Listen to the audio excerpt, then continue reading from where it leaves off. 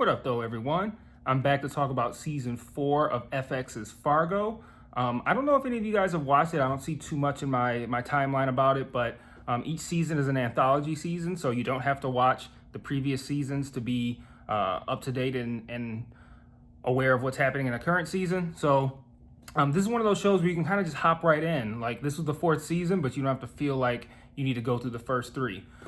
This one's kind of about immigration.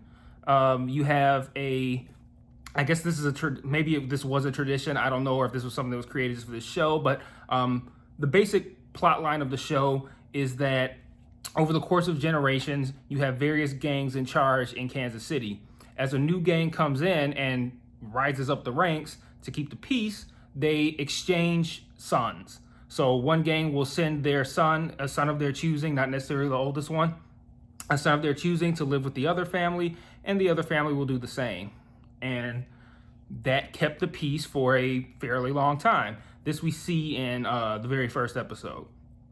And this kind of comes to a head as Chris Rock's character, Lloyd Cannon, moves into Kansas City, and they do the son swap. And to kind of put the entire 11-episode season into a couple of sentences, over the course of this season, we see Chris Rock's gang rise up in the rankings. We see the escalation to a gang war. We see the gang war, and then we see the aftermath, which is kind of like the end of the season.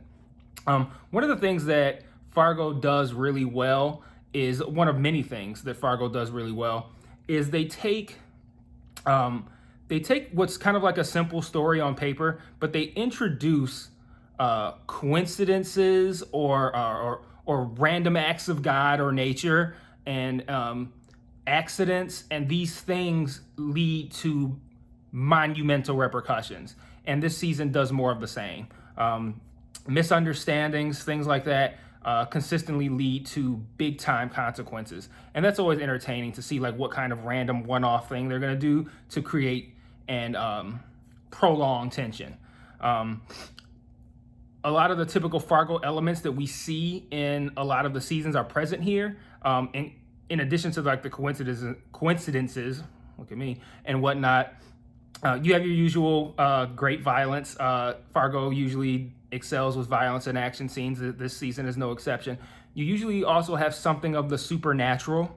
That sounds kind of weird because the show itself feels very grounded, but there's usually some sort of supernatural element that comes into play. That aspect is downplayed a bit this season, but it is still there. You have a lot of, well, not a lot, but usually like one or two either unique, artful moments or entire episodes. So to give an example, this season had an episode that was that was meant to be a play on The Wizard of Oz. That sounds weird and off-putting, but I thought that episode worked really well, and I was pretty entertained by it. So I believe that was the 7th or 8th episode. I don't know. Actually, out of 11, that might have been the 9th episode, somewhere in there.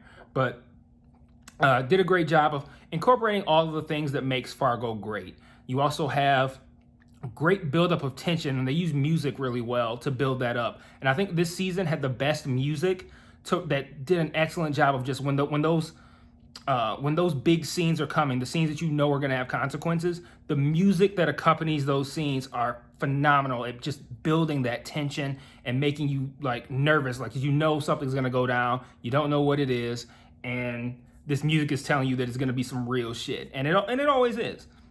So it was great in all those respects. Where I think this season suffers is the cast. And when I say the cast, I don't mean like the quality of their acting, but I mean the size of it. There's a lot of characters in this show, and they actually have names that are fairly difficult to remember as well. Like I don't think I started actually catching most of the character names until probably midway through the season and past it. And even at the end of the season, there were still some guys I'm like, what was his name again? Like, so there was a lot of characters. And because of this, you have weeks where a character will go on the back burner for like 2-3 episodes, and you might not see that character at all. And when you have that massive of a cast, you kind of want to give characters time to for the audience to get used to them, get accustomed to them, see where their story is going, and not have it so kind of like herky jerky where it's like, oh, we're gonna focus this episode on a couple of characters, and then we're gonna focus this next episode on these characters, and then the next 2 or 3 are gonna be on these characters. And that's actually something that Game of Thrones did, but Game of Thrones did it so well because Game of Thrones had 8 seasons. With Fargo being a single season anthology with 10 episodes, give or take, when you have a cast that big and that many characters, you can't really afford to give characters 3-4 episodes off. So that was a real big problem for me. And then also, and I felt this, but I read it also as well for confirmation. Noah Hawley is the showrunner of Fargo. He also does Legion on FX, which is another really great show. But apparently he kind of like mangled together an extra episode, and you can kind of feel it in the middle of the season, like around like episodes 5, 6, 7, somewhere in that range. You can feel like things that felt like they weren't properly established, scenes that don't feel like they fit within that episode, and you can kind of feel that. And then what you end up with is you end up with something that gets a little jumbled in the middle, and then the finale it wasn't jumbled, but it was short, which was surprising because generally the Fargo finales run actually longer. And FX shows in general, the finales run longer.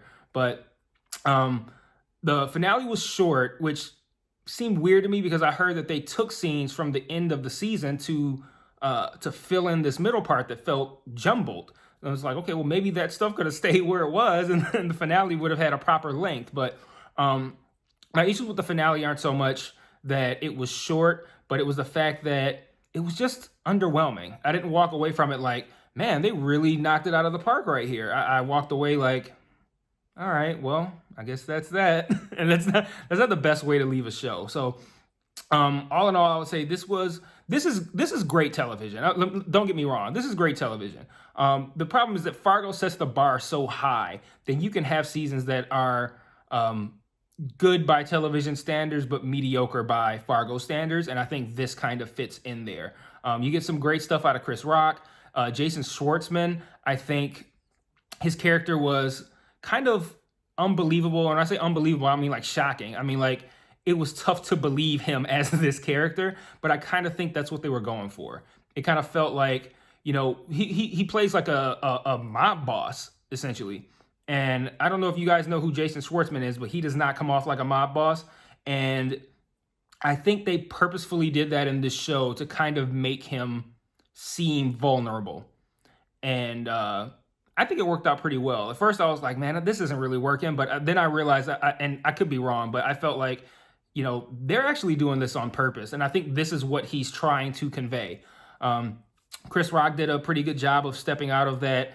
You know, we're all accustomed to seeing him as a comedian. So stepping out of that and stepping in the role of a mob boss was a big leap for Chris Rock. And there were times where it was difficult to separate the Chris Rock that we know from the Chris Rock that we were seeing on the screen. But all in all, I think Chris did a really good job. So I'd probably rank this season last or second to last out of the 4, which, again, I don't take that as an indictment on the show. I think the show is great. I will be back for as many seasons of Fargo as Noah Hawley wants to bring me, but this one just failed in several spots that a lot of the other seasons don't. So still great TV. I'd probably if I were to rank it on a scale of 1 to 5, I'd probably put it like a 3.5. So it's not bad, but it's just one of the lesser Fargo seasons. If you're interested in getting into Fargo, start with season 1, see if that's something that you think would be up your alley. And all of the seasons play out essentially the same way. So if you watch season 1 and you're like, no, this isn't for me, then the show's not for you, because season 1's probably the best season. So that's all I got to say on Fargo. I'll be back soon with a recap of The Queen's Gambit and Saved by the Bell season 1. Until then, peace.